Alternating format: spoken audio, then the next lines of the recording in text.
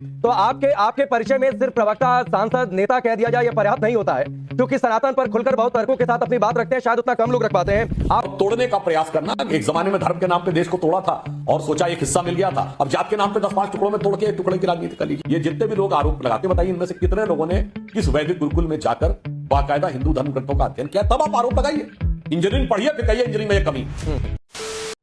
आप सभी को राम राम, आप सभी का स्वागत है आज की वीडियो में। तो आज की वीडियो सुधांशु त्रिवेदी जी की होने वाली है। तो आजकल कोई भी कभी भी मुंह उठाकर सनातन धर्म के बारे में कुछ भी बोल देता है। तो ऐसे लोगों को लेकर जब सुधांशु त्रिवेदी जी से पूछा गया सवाल, तो त्रिवेदी जी ने अपने अंदाज में दिया जवाब। तो क्या था वो जवाब, आप खुद देखिए इस वीडियो में। सुधांशु जी सर, आप जितने तार्किक तरीकों से अपनी बात रखते हैं, तो आपके परिचय में सिर्फ प्रवक्ता, सांसद, नेता कह दिया जाए यह पर्याप्त नहीं होता है, क्योंकि सनातन पर खुलकर बहुत तर्कों के साथ अपनी बात रखते हैं, शायद उतना कम लोग रख पाते हैं। आपने रामचरितमानस पोटेशियम साइनाइड की बातचीत कर दी, जो तुलना कर दी गई है। अवतारों को लेकर सवाल उठाया जाता है कि प्रभु राम के अवतार, भगवान विष्णु के अवतार। मैं चाहूंगा इस पर जरा आप सनातन के नजरिए से, क्योंकि बहुत सारी बातें और बहुत सारी ऐसी बातें जिसे सुनकर बहुत लोगों को शर्म आ जाए। देखिए, पहली बात तो मैं अपना वो वक्तव्य पूरा कर दूं, फिर आपका इस विषय में। ये वही राजा है ना जो 1,76,000 करोड़ रुपए के घोटाला किए थे, और ये फिगर हमने नहीं दी थी, ये आरोप नहीं था।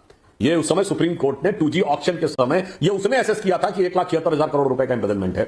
वो आकर कहते हैं कि हम गरीबों के लिए सामाजिक न्याय की बात कर रहे हैं। जो गरीब गुरबा का परिवार है, वो कहता है अब इस समय सबसे अमीर परिवार है बिहार का। वो मुलायम सिंह यादव जी का परिवार, अखिलेश यादव जी, इनके पिताजी कभी साइकिल पे चलते थे, आज सैफई के गांव में वो एयर स्ट्रिप बनी है जिसपे जेट उतर सके। अरे उस जेट प्लेन के में चलने का लाखों रुपए एक घंटे का किराया कौन पेमेंट करता है? ये साफ हो जाता है कि क्या है। अब मैं आपको उस विषय के ऊपर आता हूं। जो लोग सनातन धर्म के ऊपर अनाप शनाप बातें करते हैं, तो पहले तो मैं एक और बात कह दूं, जैसे कांग्रेस के अध्यक्ष मल्लिकार्जुन खड़गे जी के बेटे प्रियांक खड़गे ने कहा, ये जो असमानता की बात करता है वो धर्म समाप्त हो जाना चाहिए। मैं विनम्रता से और दृढ़ता से कहता हूं, 4 बीबी होनी चाहिए एक आदमी की, एक औरत बराबर 4 आदमी। औकात है बोलने की, घिट्टी बन जाएगी, मुंह से झाग निकलने लगेगा, नहीं बोल सकते। इसलिए बहुत साफ है, ना इनका समानता से मतलब है, ना समाज में न्याय से मतलब है। सिर्फ हिंदू धर्म के ऊपर आघात करना और तोड़ने का प्रयास करना। एक जमाने में धर्म के नाम पे देश को तोड़ा था और सोचा एक हिस्सा मिल गया था, अब जात के नाम पे 10-5 टुकड़ों में तोड़ के एक टुकड़े की राजनीति कर लीजिए। अब मैं सनातन धर्म के उस विषय के ऊपर आता हूं। देखिए, सनातन धर्म एक इतनी, या हिंदू धर्म इतनी गहरी फिलॉसफी है कि इसको समझने के लिए जो दूसरे लोग अपने स्तर से करते हैं, मैं कोई इसको अहंकार से नहीं कह रहा हूं, जैसे दूसरी चौथी पास व्यक्ति पीएचडी की किसी चीज का विश्लेषण करने का प्रयास करे, उस प्रकार की बातें हमारे भगवान के अवतार, और जो मैं पहले भी बता चुका हूं, जैसे भगवान राम है। अब कभी किसी ने सोचा कि भगवान राम 4 भाई क्यों थे? भगवान राम के पिता का नाम दशरथी क्यों था? भगवान राम ने रावण को मारा तो रावण के 10 ही सिर क्यों थे? और एक सिर कटता था, दूसरा सिर क्यों उगाता था?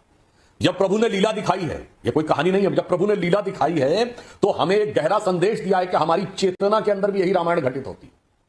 जो रावण के 10 सिर हैं वो 10 इंद्रियों के प्रतीक है, इसीलिए उसका नाम दशानन है। एक सर कटेगा, दूसरा उगाएगा। इसका अर्थ होता है कि किसी इंद्रिय की एक इच्छा पूरी करो, तुरंत दूसरी उगाए।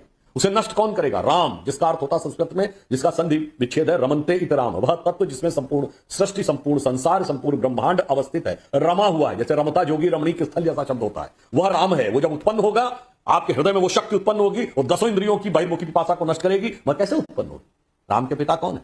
दशरथ, जब 10 इंद्रियों को रख लेंगे। अब जिसने ये फंडामेंटल कोर्स ही ना पढ़ा हो और वो आके टिप्पणी करने लगे, ये कुछ वैसे है जैसे हम लोग पढ़ते थे फिजिक्स, केमिस्ट्री, मैथ।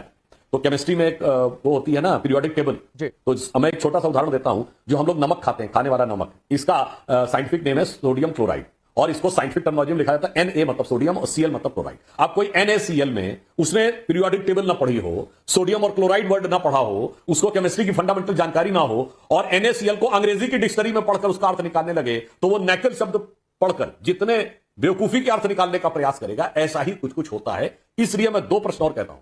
ये जितने भी लोग आरोप लगाते, बताइए इनमें से कितने लोगों ने किस वैदिक गुरुकुल में जाकर बाकायदा हिंदू धर्म ग्रंथों का अध्ययन किया, तब आप आरोप लगाइए। इंजीनियरिंग पढ़िए, फिर कहिए इंजीनियरिंग में यह कमी है। मेडिकल पढ़िए, तब कहिए मेडिकल में यह कमी है। इकोनॉमिक्स पढ़िए, तब कहिए इकोनॉमिक्स में कमी है। साइंस में पीएचडी करिए, साइंस में कमी है। गजब है साहब, मैंने ABCD नहीं पढ़ी, मुझे उसकी लैंग्वेज नहीं आती, मगर मेरे अंदर कमी है। और दूसरा षड्यंत्र, ये बोल कौन रहा? ये वो लोग हैं जो ऑफिशियली हिंदू धर्म छोड़ चुके हैं। पूछे स्वामी प्रसाद मौर्य से, अपने धर्म वाले कॉलम में क्या लिखते हैं? हिंदू लिखते नहीं, तब कौन सी अंदर की आप समानता की बात कर रहे हैं? पूछे उदयनिधि स्टालिन से, MK स्टालिन से, क्या लिखते हैं नास्तिक? तो आज की वीडियो में बस इतना ही। अगर आपने वीडियो पूरी देखी है और आपको वीडियो अच्छी लगी हो तो वीडियो को लाइक, कमेंट, शेयर जरूर करें। मिलते हैं अगली वीडियो में, जब तक के लिए राम राम।